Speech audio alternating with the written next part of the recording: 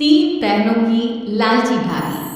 करिश्मा, रेशमा और मनीषा तीन बहनें हैं। उनका एक भाई भी है, मयंक। मयंक अपनी बहनों को बहुत प्यार करता है, लेकिन मयंक की पत्नी सविता इस मामले में मयंक से बिल्कुल ही अलग है। वो अपनी ननदों का जितना बुरा कर सकती है उतना बुरा करती ही रहती है और अपनी ननदों पर हुक्म भी चलाती है। करिश्मा, करिश्मा, तुमने अभी तक नाश्ता नहीं बनाया? तुम्हारे भैया को ऑफिस जाने में देर हो रही है। हाँ भाभी, बस अभी बनाती हूँ। करिश्मा, तुम ये ढीलापन छोड़ दो। कल को पराए घर जाना है। वहां अगर तुम इस तरह से काम करोगी तो लोग क्या कहेंगे कि माँ ने और भाभी ने कुछ सिखाया नहीं। और तुम्हारी दोनों बहनें कहाँ हैं? रेशमा मार्केट गई है और मनीषा सो रही है। क्या? सुबह के 8 बज रहे हैं और ये महारानी अभी भी सो रही है? ये कहते हुए सविता अपनी सास दुर्गा देवी के पास जाती है। माँ जी, देख रही हो अपनी बेटियों के तौर तरीके? क्या हुआ बहू, सुबह सुबह क्या कर दिया मेरी बेटियों ने? अरे एक तो अभी अभी उठकर किचन में गई है, दूसरी सुबह सुबह बाहर चली गई और तीसरी अभी तक सो रही है। क्या करूं मैं इन तीनों का? मैं तो परेशान हो गई हूँ। जा जाकर उठा उसे और रेशमा से मैं बात करती हूँ। सविता सीधा मनीषा के कमरे में जाती है और उससे कहती है, महारानी जल्दी उठो, सूरज सर पर आ गया है। भाभी थोड़ी देर और सोने दो ना, मैं रात को लेट सोई थी। वो क्या ना यूनिट टेस्ट चल रहा है। शराफत से उठती है या नहीं, या फिर पानी की भरी बाल्टी डालो तेरे ऊपर। नहीं भाभी, मुझे बिस्तर में नहीं आना, उठती हूँ मैं। मनीषा जल्दी से उठकर बाथरूम में चली जाती है। सभी आराम से बैठकर नाश्ता कर रहे होते कि तभी रेशमा बाजार से हाथ में सामान लिए आ जाती है। रेशमा को देखते ही सविता उस पर बरस पड़ती है। लो, आ गई महारानी। ऐसा भी क्या सामान लाना था जो सुबह आंख मलते ही बाजार की तरफ रवाना हो गई? भाभी, कल आप ही तो चीख रही थी कि घर का सारा सामान मुझे ही लाना पड़ता है, घर में किसी को भी किसी काम से कोई लेना देना नहीं है। अब मैं बाजार जाकर सामान ले आई तो आपको इस बात से भी तकलीफ हो रही है? देख रही हो माँ जी, अपनी बेटी की जुबान कैंची से भी तेज चलती है। और मयंक, आप तो कुछ कहेंगे नहीं अपनी लाडली बहन को। रेशमा, अपनी भाभी से ऐसे बात नहीं करते। चलो माफी मांगो। भैया, मैं क्यों माफी मांगू? आप भाभी से बोलिए ना कि हम पर कम हुक्म चलाया करें। हम इस घर की बेटियां हैं और आपकी पत्नी की ननद है, नौकरानी नहीं। लो कर लो बात। इनकी भलाई के लिए कुछ भी बोलो तो इन्हें बुरा लग जाता है। इस घर में यही इज्जत है मेरी। देख लो माँ जी, आपकी बेटी किस लहजे में मुझसे बात कर रही है। सविता वहाँ से चली जाती है। मयंक को बहुत गुस्सा आता है, वो भी वहाँ से चला जाता है। फिर करिश्मा रेशमा को समझाती है, रेशमा, तुम्हें भाभी से माफ़ी मांग लेनी चाहिए थी ना। लेकिन दीदी, मैंने कुछ किया ही नहीं तो मैं माफ़ी क्यों मांगू? हाँ करिश्मा दीदी, रेशमा दीदी जैसे ही घर में आई भाभी ही उन पर चिल्ला रही थी। हाँ, मैं मानती हूँ कि गलती भाभी की थी। मैं तो इसलिए बोल रही हूँ कि भाभी ने माँ को तो पूरी तरह अपने वश में कर लिया है। वो हमारी बात सुनती ही नहीं।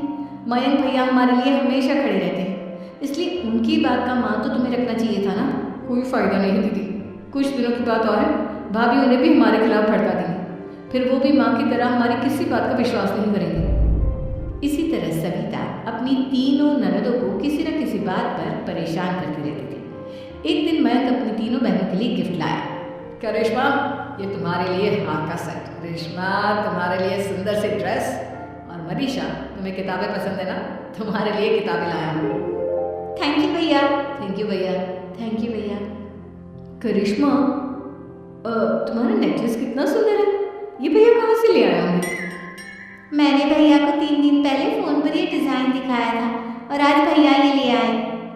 सविता तो अपनी ननदों के गिफ्ट्स देखकर जल गई और करिश्मा का नेकलेस तो उसे भी बहुत पसंद आया था। अपनी बहन के लिए कितना अच्छा नेकलेस लेकर आया है, मुझे कभी कोई गिफ्ट नहीं दिया। मैं आज ही ये हार चुरा लूँ। रात में सविता करिश्मा का हार चुरा लेती है और इसी तरह उसे अपनी ननदों की जो भी चीज़ अच्छी लगती वो उसे मांगती नहीं, बल्कि रात के अंधेरे में चुरा लेती। इसी तरह दिन बीतते गए और सविता ने मयंक के दिल में भी उसकी बहनों के लिए नफरत पैदा कर दी। एक दिन मयंक ने करिश्मा और रेशमा के लिए रिश्ता देखा और ये बात उसने घर में सबको बताई। माँ, करिश्मा और रेशमा के लिए बहुत अच्छा रिश्ता आया है। वो लोग कल इन्हें देखने आ रहे हैं। आप और सविता मिलकर सारी तैयारी कर लेना। ये सुनकर करिश्मा और रेशमा खुश हो जाती हैं, लेकिन सविता सोचती है, अगर इन दोनों बहनों की शादी हो गई तो घर और बाहर का काम कौन करेगा? मनीषा तो एक नंबर की कामचोर है, उससे तो किसी बात की उम्मीद लगाना ही बेकार है। मुझे इस शादी को रोकना होगा। अगले दिन सभी लड़के वालों के स्वागत की तैयारी करने में लगे होते हैं। तभी मयंक अपनी बहनों से आकर कहता है, तैयार हो गए तुम दोनों? देखो दोनों लड़के बहुत अच्छे हैं, मैं कोई कसर नहीं छोड़ना चाहता, इसलिए तुम उनके सामने अच्छे से बिहेव करना और अपनी भाभी से लड़ने मत लग जाना। करिश्मा, तुम वो नेकलेस पहन लो ना जो मैं तुम्हारे लिए लाया था।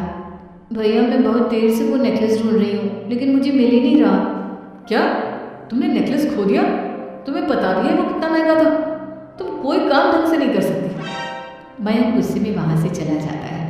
थोड़ी देर बाद लड़के वाले भी आ जाते हैं। वो दोनों बहनों को पसंद कर लेते हैं और रिश्ता पक्का हो जाता है। लेकिन सविता के दिमाग में तो कुछ और ही खिचड़ी पक रही थी।